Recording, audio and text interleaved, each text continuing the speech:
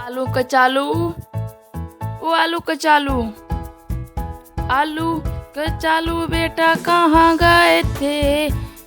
बगीचे में आम तोड़ रहे थे।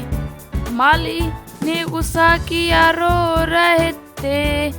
मम्मी ने गले लगाया, हंस रहे थे। आलू कचालू बेटा कहाँ गए थे? ढेर सारी बर्फ से खेल रहे थे। बर्फ में सर्दी लगी, छींक रहे थे। पापा ने दवा खिलाई, नाच रहे थे। आलू कचालू बेटा कहाँ गए थे? जंगल में हम दोनों टहल रहे थे। शेर ने देख लिया, डर गए थे। शिकारी ने बचा लिया, उछल रहे थे। आलू कचालू बेटा कहाँ गए थे? नदी में मछली पकड़ रहे थे। केकड़े ने काट लिया, रो रहे थे।